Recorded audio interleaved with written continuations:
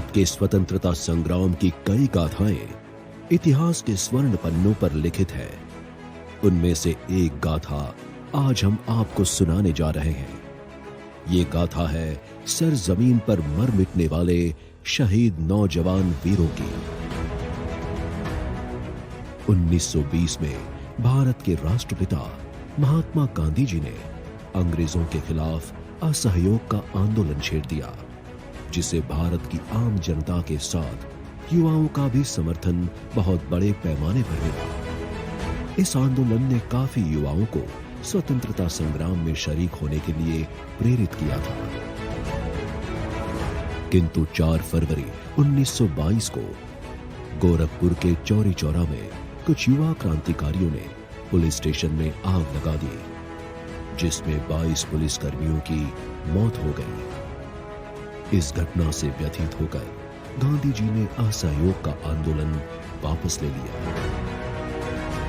गांधी जी के इस निर्णय से काफी युवा निराश हो गए और उनका अहिंसा से विश्वास उठ गया और उन्होंने अपनाया सशस्त्र क्रांति का मार्ग। स्वतंत्रता सेनानी शचीन्द्रनाथ सन्याल की अगुवाई में हिंदुस्तान रिपब्लिक एसोसिएशन का गठन किया गया, जिसमें शामिल हुए चंद्रशेखर आजाद, राम प्रसाद बिस्मिल, अशफाक उल्लाह खान और ठाकुर रोशन सिंह जैसे कई युवा क्रांतिकारी। हौसला बुलंद था, लक्ष्य तय था और दिल से बस एक ही आवाज आ रही थी, करेंगे या मरेंगे, लड़ेंगे या मरेंगे।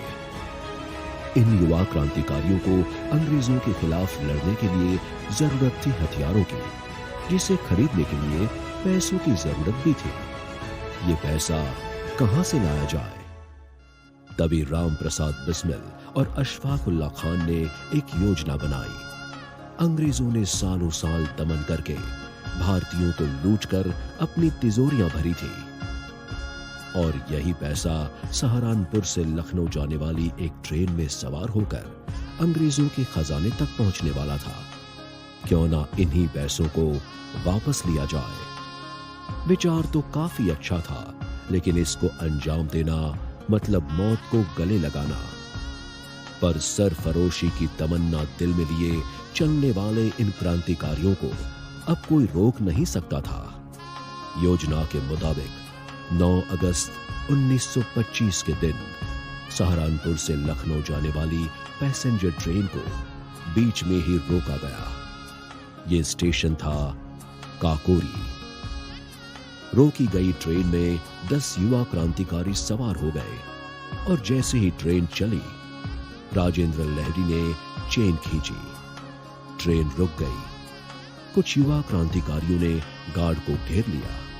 ट्रेन में सवार मुसाफिरों को समझ नहीं आ रहा था कि आखिर ट्रेन रुक क्यों गई। इतने में ही ट्रेन के कंपार्टमेंट में सवार अंग्रेज सिपाहियों को भनक लग गई कि कुछ क्रांतिकारियों ने ट्रेन को रोक दिया है।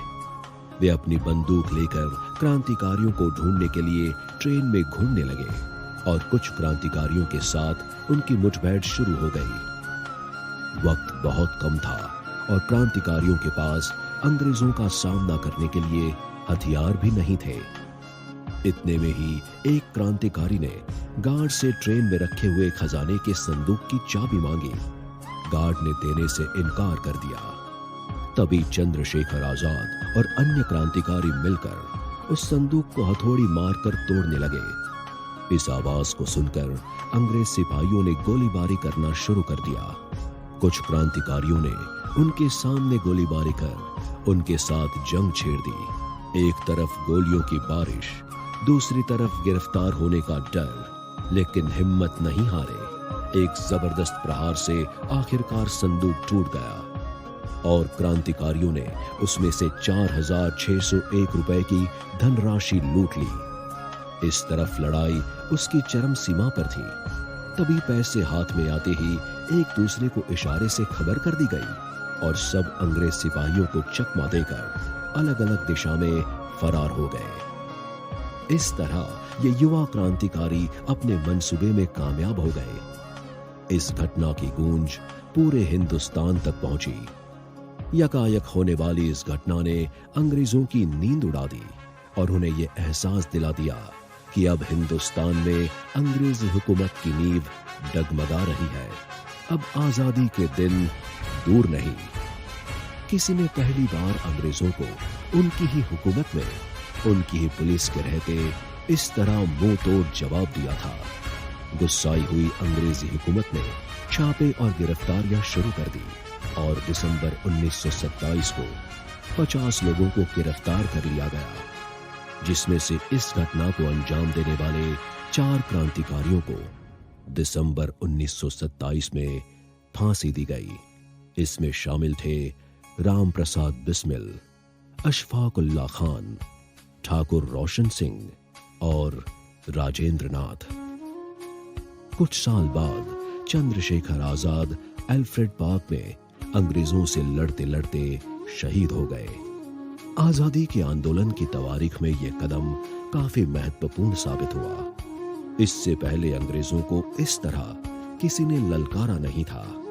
स्वतंत्र संग्राम की इस महत्वपूर्ण घटना को इतिहास के पन्नों पर लिखा तो गया, लेकिन अंग्रेजों ने इसे नाम दिया काकोरी कांड।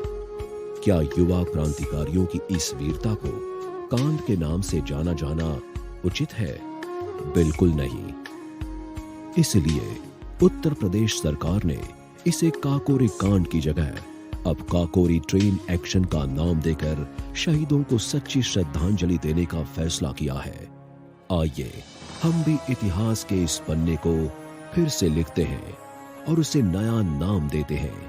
आज से हम भी इस काकोरी घटना को काकोरी ट्रेन एक्शन के नाम से जानेंगे और देश के लिए मर मिटने वाले युवा शहीदों को सच्ची श्रद्धांजलि और सम्मान देंगे।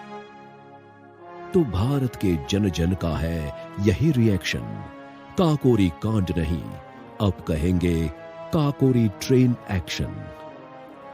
अमर रहे वीर जवान। जय जय हिंदुस्तान।